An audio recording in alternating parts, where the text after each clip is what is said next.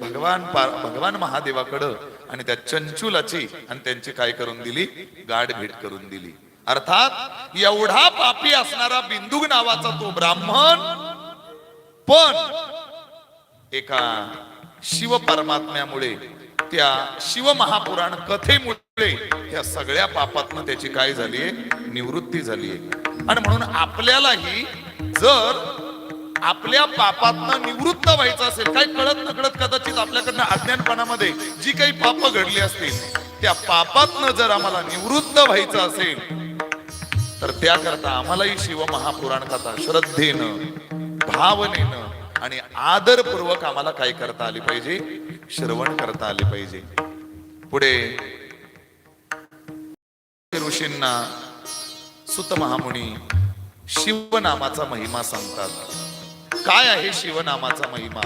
मी दोनच प्रमाणाने सिद्ध करतो आणि पुढे जातो. आज मला पार्वती विवाहापर्यंत काय करायचंय, पोहोचायचंय आणि 9:45 डॉट मला थांबायचंय.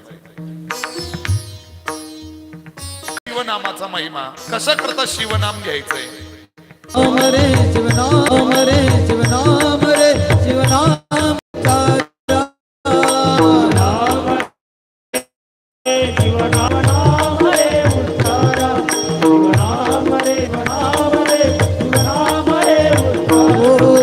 शिवनाम रे शिवनाम रे शिवनाम रे उतारा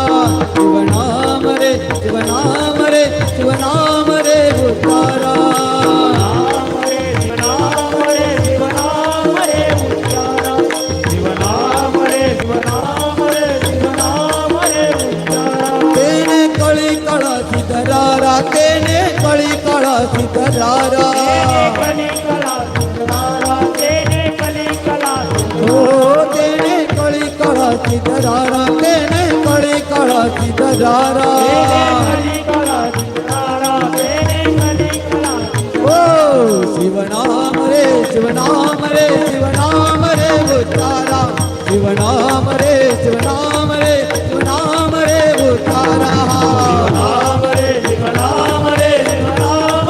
उतारा शिवनाम रे शिवनाम रे शिवनाम रे उतारा. भगवान शिव परमात्म्याच्या नामामध्ये एवढी मोठी ताकद आहे. एकनाथ महाराज त्याचं गोड वर्णन करतात. वाचे वदता शिव नाम तयान बाधी क्रोध काम. पारमार्थिक वाटचाल करत असताना काम क्रोधादी विकार आपल्याला भयानक त्रास देतात, पण त्या शिव परमात्म्याचं नामस्मरण जर तुम्ही केलं तर हे काम क्रोधादी विकार तुम्हाला कदापिच त्रास देत नाही, कदापिच त्रास देत नाही. ज्याला वाटतंय की मला काम क्रोधादी विकारापासून मला मुक्तता व्हावी, त्यानं भगवान शिव परमात्म्याचं नामस्मरण केलं पाहिजे. अजून काय आहे शिवाचं महात्म्य? इथं बसलेल्या प्रत्येकालाच नाही नाही नाही, या जगातल्या जन्मलेल्या प्रत्येक जीवाला एका गोष्टीची भीती आहे, ती म्हणजे मृत्यूची भीती आहे. कशाची भीती आहे? मृत्यूची भीती आहे. नाही नाही, शास्त्रकार असं म्हणतात की मर असा शब्द देखील लोकांना काय होत नाही, सहन होत नाही, सहन होत नाही. जा मर तिकडं, तर असं जरी एखाद्याला बोललो तरी देखील त्याला ते काय होत नाही. खरं तर जा मर तिकडं म्हटल्यानंतर तो काही मरणार आहे का? मरणार नाही, पण असं बोलणं सुद्धा लोकांना सहन होत नाही. मृत्यूची प्रत्येकाला भीती वाटते, पण शिवनामामध्ये एवढी मोठी ताकद आहे की त्या भगवान परमात्म्याच्या शिवनामानं त्या मृत्यूचा, त्या कळी काळाचा आणि भीती तो घालवत असतो भगवान परमात्मा. एका जनार्दनी शिव निवारी कळी काळाचा भीव. मृत्यूची भीतीच तो भगवान परमात्मा काय करून टाकतो, घालवून टाकतो.